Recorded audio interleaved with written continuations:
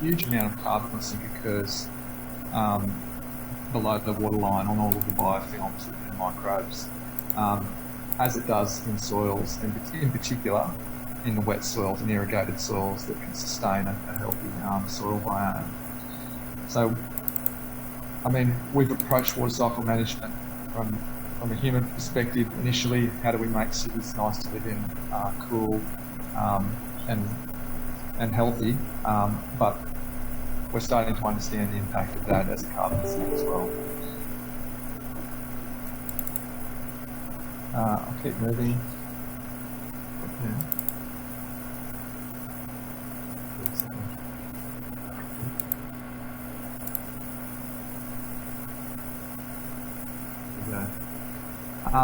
To change tack a little bit, talk a little bit about our vision for bioresource hubs, or biorefinery hubs.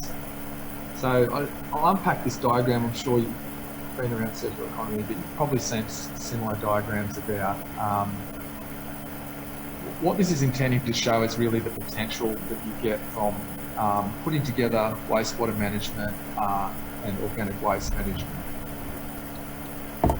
If you integrate those two things, you essentially both have sustainable waste management and you produce a broad range of resources that can support a whole array of different industrial activities. So this is a concept we're actively exploring. How do we co-locate what I describe as supply side, so waste producers with ourselves, activities that have a synergy with wastewater and organic waste management, in order to get, I guess, economies and synergies in the processing of those materials. And then how do we co-locate the off-take markets? So things like high-intensity agriculture, gas to grid, which we'll talk more about in a minute, sustainable fuel production, manufacturing, and some of the industries that are using heat and CO2. We've got some really interesting opportunities to do this out in Western Sydney around some of our wastewater treatment plants.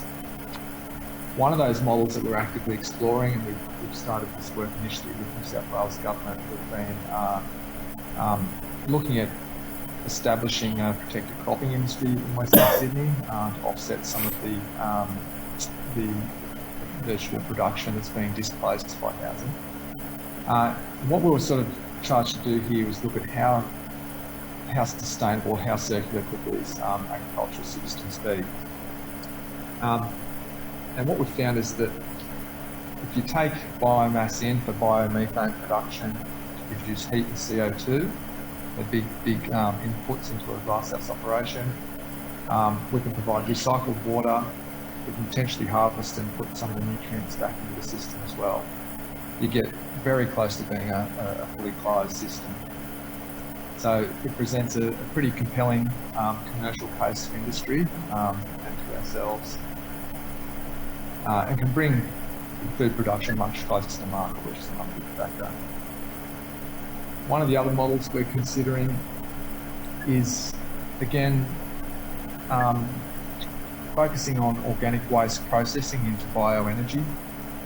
In this case, converting our biomethane production digestion into liquid fuel production for heavy transport for those hard-to-abate sectors like aviation and transport. If we look at also introducing hydrogen production where there's an excess of renewable electricity, you get quite a synergistic result in terms of the ultimate fuel production, but also things like waste oxygen offtake back into our wastewater treatment process, which has the potential to be a big energy saver.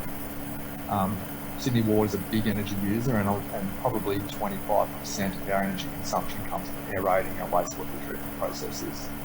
So it's a big chunk, and being able to put pure oxygen back into the process could substantially reduce our energy take there. So, yeah, look, a neat model, and it's one of many opportunities that are popping up as we start to partner, as Phil said, and reveal these opportunities that are possible. I'll leave it there, and pass over to Philippa. Thanks.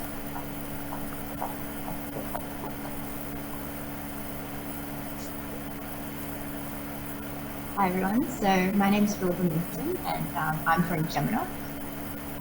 Today I'll just give you a quick intro of what I'll cover. So I'll give you a quick intro of Gemini as a company and what we do, what renewable gas is and what we're talking about when we say renewable gas.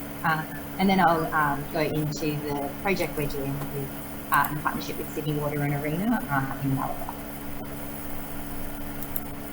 Okay, so kind of what role does gas play in the energy mix, just to start with? There's 6.5 million Australian homes and businesses using gas in Australia. And of that, about 1.5 million of those businesses sit in New South Wales, making it the larger than any other state, not in consumption, but in amount of customers. Of that, gas accounts for about 44% of all energy used in homes. So there's a lot of discussions around gas being used in a net zero economy for hard to abate industry.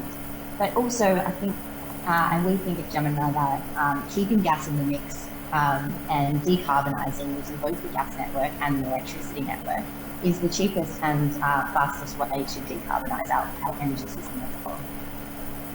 So who is Gemini?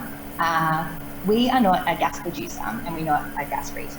So we don't produce or sell gas, we just transport it. So we own the natural gas network, largely in New South Wales, but also transmission networks across the East Coast and up into the Northern Territory. We have over 1.5 million customers that take gas from our network, and that's residential, industrial and commercial customers. We're located largely in Sydney, Newcastle, Wollongong, and then about 20 regional centres across New South Wales. Okay, so what is renewable gas when we say, and how does it play into this circular economy debate? So the three gases we typically talk about, really just two, is biomethane. So biomethane is the circular economy piece, and it's the one we'll focus on today. And that's where you take biogas, as Jenga mentioned, and you upgrade it to take just the methane component out of that, and then you utilise that to displace fossil fuel from the network. The key advantage of biomethane is that it can be using existing infrastructure and with all existing equipment, because effectively it's like for like with the methane molecule that we use today.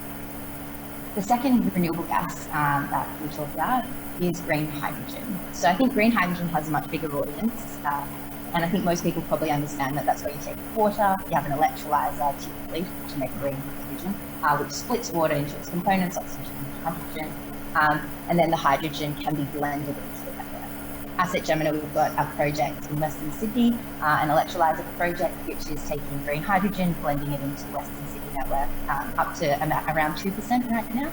And we're getting a lot of test results back from that and really good learnings. That's a project in conjunction with Arena that I'll go into that today. The third thing we kind of talk about in renewable gas is synthetic natural gas. So that kind of covers a whole range of effectively just anything that's pretty much the same as the natural gas molecule. The one that we like to talk about typically and that fits into this circular economy discussion is methanation. So methanation is kind of combining the above two. It's taking the CO2 that you can get off, say, a biomethane project, or really from any CO2 source right now, and green hydrogen. You effectively combine those in an exothermic reaction, which produces heat. You then take, and then it creates methane, and that methane can then be injected into the network once again to displace fossil fuels. So something that we often get kind of said to us, focusing on biomethane now, is how can biomethane be net zero or renewable when you're still burning a methane molecule at the end of the day and releasing carbon? So the reason it's renewable is because it's utilising the biogenic carbon cycle. And what that is effectively the natural carbon cycle. Fossil fuels, they take carbon that's been in the ground for millions of years and they release that into the atmosphere. Whereas the biogenic carbon cycle utilises the carbon that's effectively has to sit in the atmosphere, that organic organisms, as you or plants or anyone, we absorb carbon, say plants, across their life cycle, and when they die, they release that carbon back out. So we're effectively just utilising the energy from that process naturally. The carbon's released at the end and then reabsorbed again, so it's circular. So what is the potential of biomass firstly? So biomass, there's said to be about 2,600 petajoules in Australia, and bringing it down to New South Wales, that's about 553 petajoules. So that's biomass that can be used for liquid biofuels or biomethane to displace fossil fuel natural gas in the network. Us at Gemina, we've looked at, okay, so out of that 553 petajoules, how much is actually in conjunction to our network could we actually utilise to upgrade and make a difference? So looking at that and what is commercially viable today, we think that there's about 34 petajoules. As a comparison, the whole Gemina network right now supplies about 90 to 95 petajoules. So you can see that's over 30% that we think is commercially viable right now to be able to decarbonise the natural gas network at 30%, over 30%. You can see a large amount of biomass comes from agriculture, and that's why that number goes from 553 to 34, because if you're trucking agricultural and biowaste in conjunction back over to the network, it then starts to lose its its greenness, I guess, in the trucking process. So you have to look at what's commercially viable in the network range. So what is the process quickly to produce biomethane? So you have anaerobic digesters. So you can be purpose-built anaerobic digesters that take organic waste into them. Or you can have anaerobic digesters, say on wastewater treatment plants, like Sydney Water has, that already exist. So you take that biogas, which is largely methane and CO2. You then effectively clean it up, remove the contaminants, and it ends up being a like replacement for natural gas as we know it, and then it's injected into the network to be used in every process that already exists, so whether that be for industrial heat or for producing electricity during heat times. Okay, so you might kind of say, cool, great idea, nothing's happening, we don't actually do it. So that's why we're trying to do something different. Right now, Gemina is working with Sydney Water and ARENA. So we've got an ARENA grant fund to make Australia's first biomethane upgrading plant. It's currently being constructed in Malabar at the Sydney Water treatment plant. So what that's doing is effectively utilising the anaerobic digesters that already existed on site and taking the biogas. So Sydney Water on site, we're using that biogas to run cogens.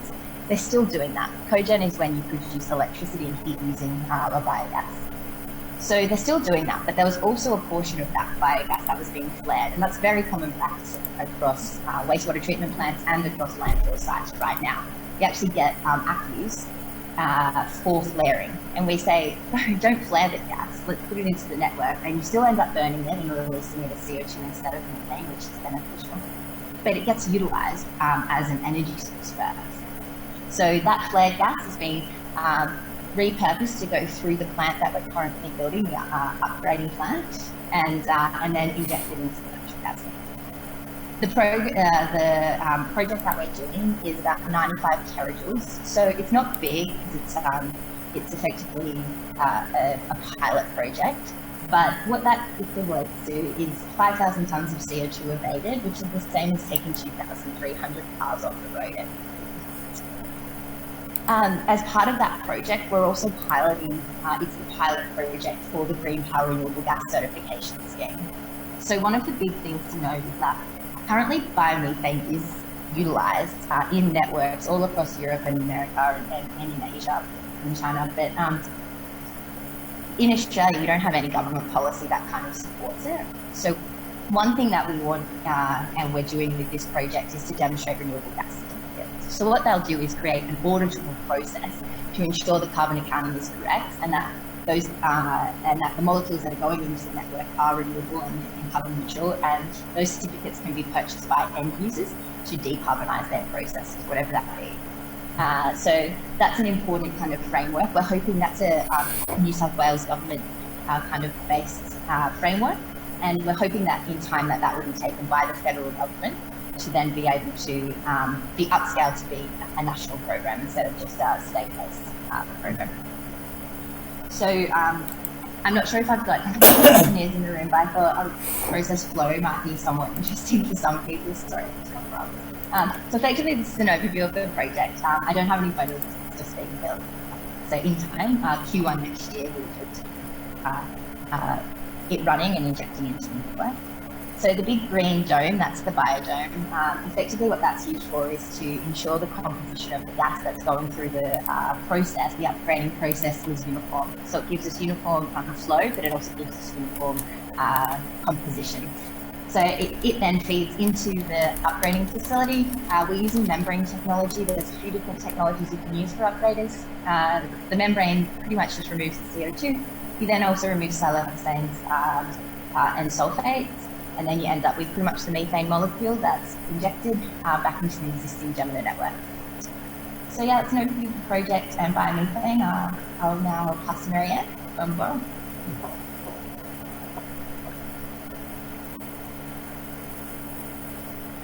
Thanks, Philippa, and hi everyone. It's really great to be here today, and also hi to everyone that's online.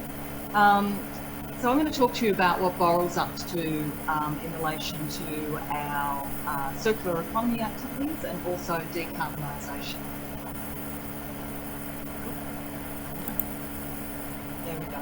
So just a bit about Boral. You're probably familiar with Boral. You've probably seen our concrete